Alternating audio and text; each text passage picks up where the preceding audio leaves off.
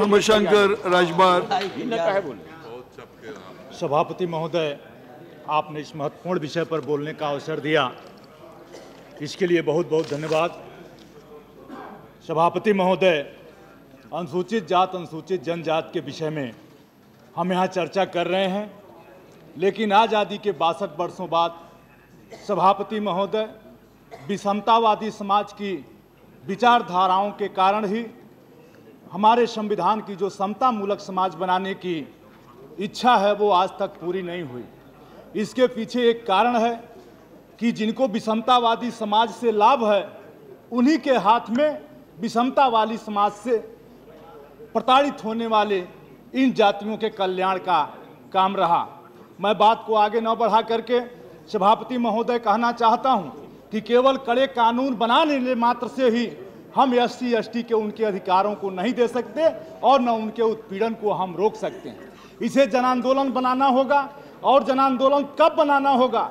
चूंकि विषमतावादी समाज की व्यवस्थाओं के कारण इन जातियों की ये गति हुई है, इसलिए इन जातियों को, संपूर्ण समाज को कानून के साथ साथ आगे बढ़ के गले लगाना होगा। जब तक इनको हम गले नहीं लगाएंगे तब तक इनके लिए हम बनाने वाली योजनाओं को आगे नहीं ले जा सकते।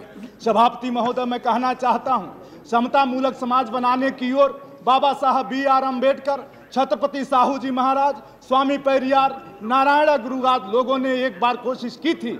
बाबा साहब BR अम्बेडकर ने लंदन में इनके लिए कोशिश की थी कि हमारे ही देश में, कितने दुर्भाग्य के बाद कि जिन लोगों ने ये चर्चा की थी कि हमारे देश में वोट देने का अधिकार केवल वकील मुख्तार को होगा, आज़ाद भारत में वोट देने का अधिकार केवल बड़े खेती वालों को होगा, आज़ाद भारत में वोट देने का अधिकार केवल राजा महाराजाओं को होगा, अकेला बाबा साहब BR अम्बेडकर ने इस संपूर्ण SC और ST जातियों को वोट दिलाने और महिलाओं को वोट दिलाने का काम किया। मांगने वाले समाज को पूरे देश में मांगने वाला समाज बना दिया गया। इस SC और ST जातियों को मैं दावे के साथ कहना चाहता हूं, आज केवल उत्तर प्रदेश में बहन मायावती के नेतृत्व में यह मांगने वाला समाज, देने वाला समाज बना है। बाकी पूरे देश में यह मांगने वाला समाज आज भी मांगने वाला समाज बना है।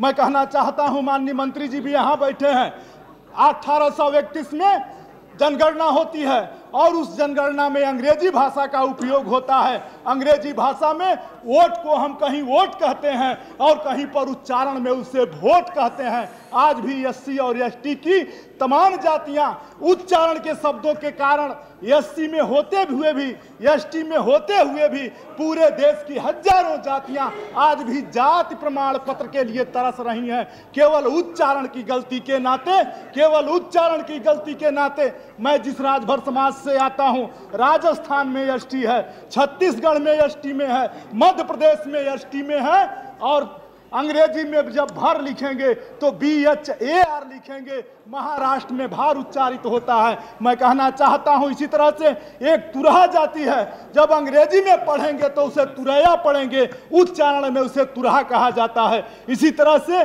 खरवार जाति है, उसको खरवार अंग्रेजी में पढ़ सकते हैं। अनन्य ऐसी जातियां हैं जो आज पूरे देश में SC ST में होने के बावजूद भी उच्चारणों की गलती के कारण, क्योंकि हमारी एक मानसिकता है, हमारे संविधान में और जो नोटिफिकेशन है उसमें जाति का शब्द कुछ हो सकता है, लेकिन समाज भी ने एक नाम दिया है। अगर हम भर हैं तो बोलचाल में उसे भरवा कहा जाता है, अगर हम पासी हैं तो बोलचाल में पसिया कहा जाता है, अगर हम ब्राह्मण हैं तो बोलचाल में बाभन कहा जाता है।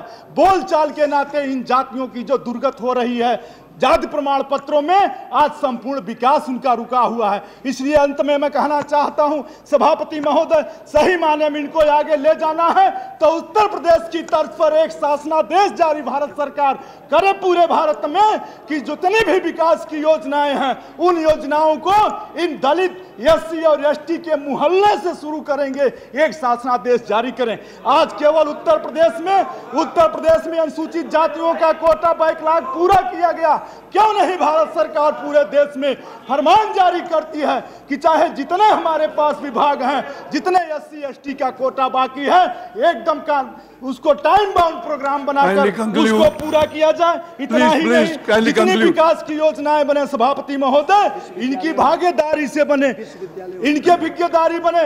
विश्वविद्यालय ही नहीं, जितने भी कार्यक्रम है, कहीं भी आज एडमिशन का सवाल है, एडमिशन के सवाल में अधिकारी 3-3 बरस, 1-1 बरस और 6-6 माह तक जगह इसलिए खाली रखते हैं ST के कैंडिडेट होने के बावजूद भी, SC का कैंडिडेट होने के बावजूद भी खाली रखते हैं कि इसको सामान्य जब बना लेंगे तब उसके बाद से दूसरे लोगों का भर देंगे।